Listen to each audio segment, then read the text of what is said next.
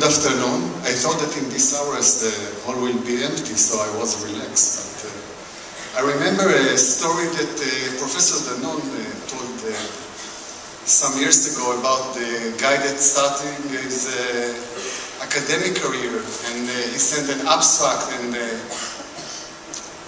after that they accepted his abstract, and they gave him something like 10 minutes at 20 minutes to 5 p.m. He came into the hall, and he has something like 12 audience, and every minute, he has so bad English that every minute he saw someone else with the hall.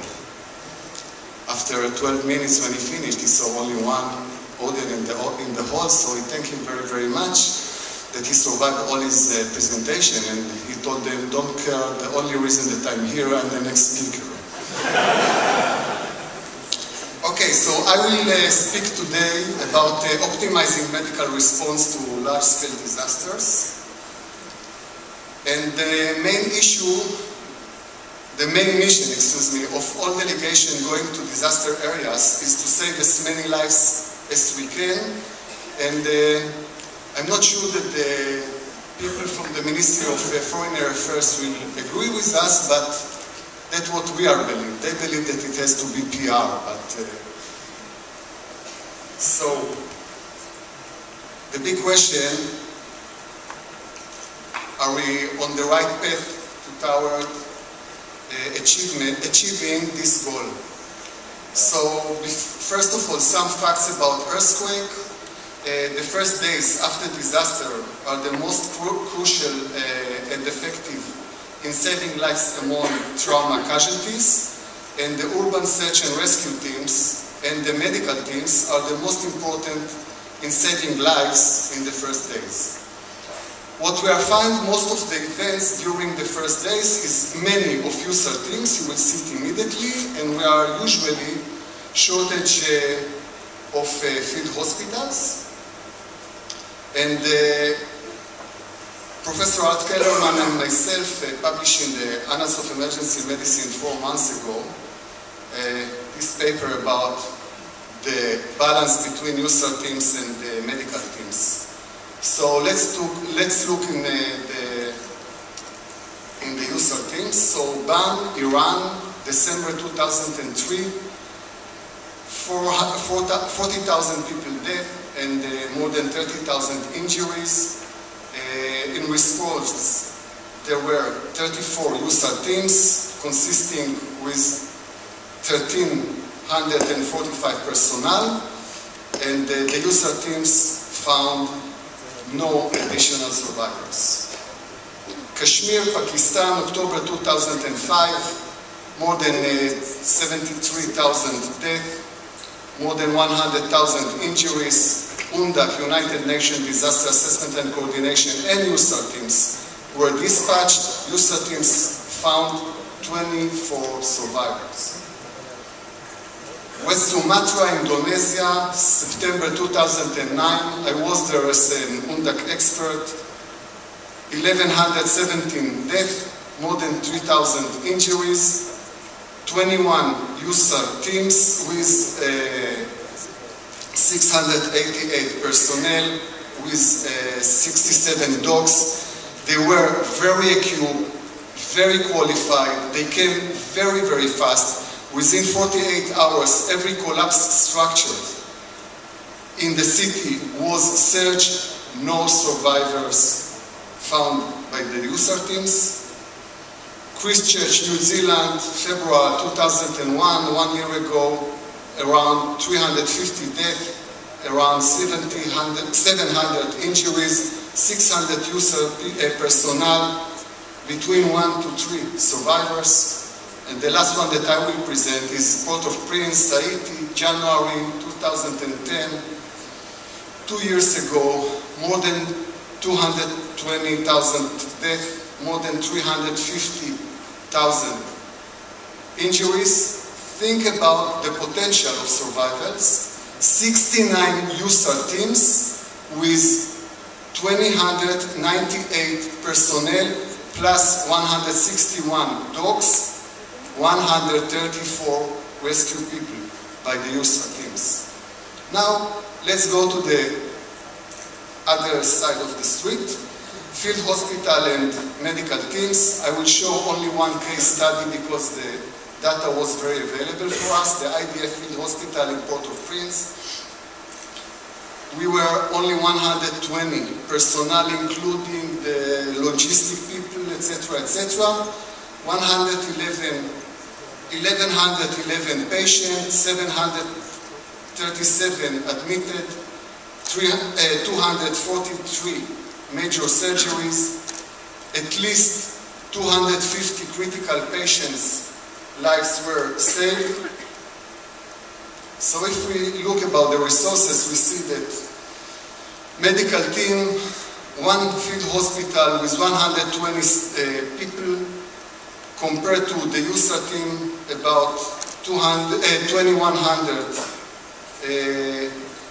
staff and 161 dogs. Then, if we are looking about life saved, field hospital, 250 to 350 survivors, USAR with 2,100 people survived only 134.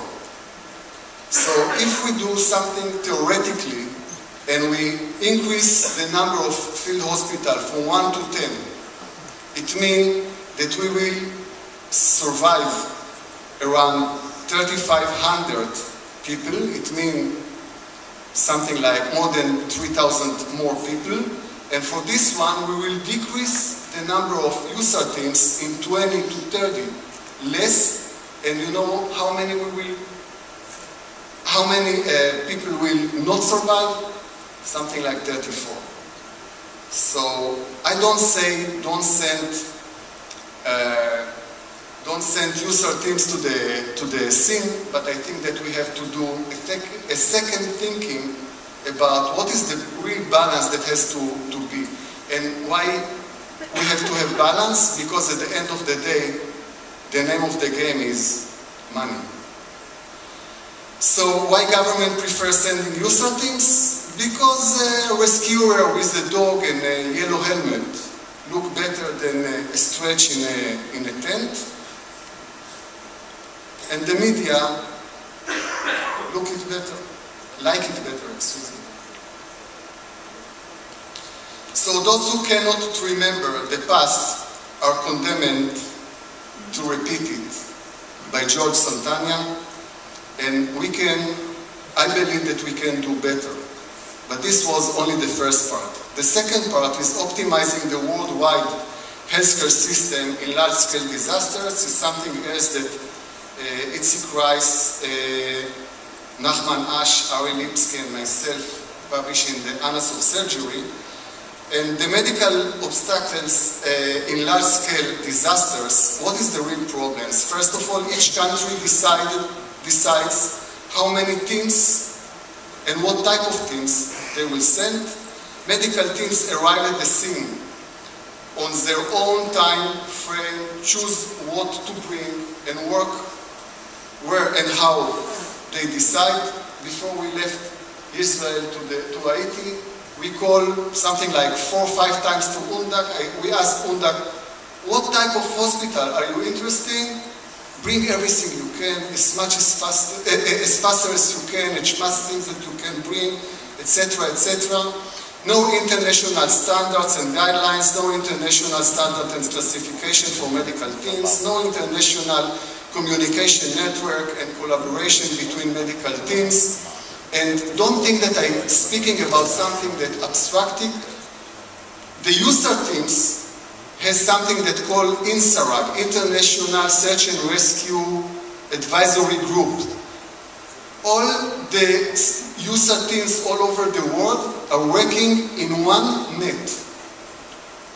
And they classified, they have guidelines. I'm sitting in one of the committees. I cannot understand why the medical teams cannot come to a situation like that. There is no one international system and net which optimize the healthcare before and in the affected area. So, hey, what's going on? Sorry.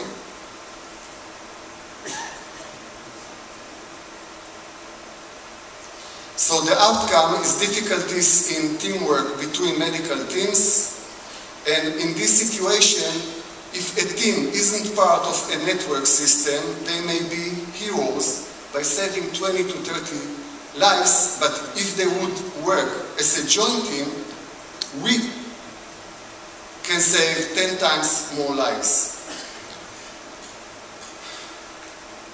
First of all, we have to increase the coordination, and if we are looking on the preparedness phase, focus on the preparedness, building a network with classification, guidelines, principles, dispatching system, and coordination system, network system, standardization, or minimum standards for medical teams, training. When we came to Haiti and I work with the real to the health cluster, we had the impression that we had something like 20 field hospital, because everyone that you ask him, what are you doing here? I have a field hospital. We say, but we thought to ourselves that we saw only one field hospital.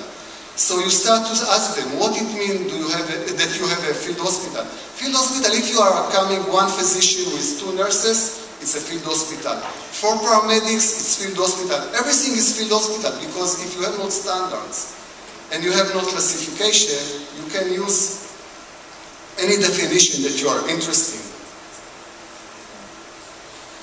So, in the response time, we have to join teamwork, command and control system, communicating in the same language and same system, increased number of field hospitals and medical teams, increased coordination of medical teams and resources, and then joint teamwork, same system, same language, standardization, optimize use of field hospital.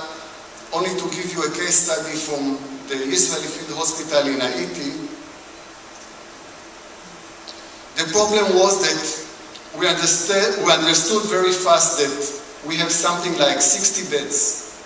Did you dig all the way from Israel to Haiti to treat 60 people or 100 people when you have 350,000? So we understood immediately that we have to change the diskette and to use something more optimized.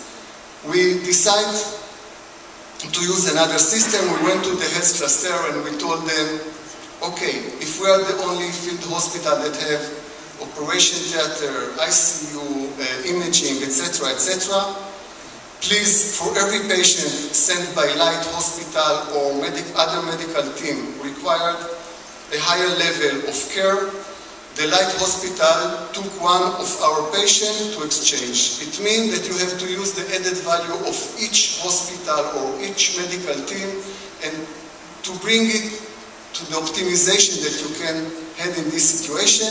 The results was 1,111 patients in 9 days, 373 surgical procedures, and between 250 to 350 life-saving procedures. The flow of patients within such a system would help each health cluster coordinator and each medical team make more optimal use of its available resources. And to show you, let's go on. Okay. And another possible suggestion for optimizing the system, trauma expert could conduct once or twice daily rounds allied hospitals or medical teams to help the medical team there identify those patients who would most likely benefit from advanced procedures. On the other hand, experts could round in the advanced hospitals to identify patients ready either for transfer to light hospitals for the recovery phase or for discharge. The level of equity at which transfers would be recommended in either direction would depend on the mismatch between patient need and available resources. And for summarize, a collaborative healthcare system would help achieve a more optimal use of all available medical resources. Further optimization could be achieved if participating countries and organizations adhered to standardized classification and coordination system, and the increased coordination at both the preparatory and the deployment stages could lead to decreased mortality, morbidity, and disability among the affected population. And again, those who cannot remember the past are commanded to repeat it, and I believe that we can do it better. Thank you very, very much.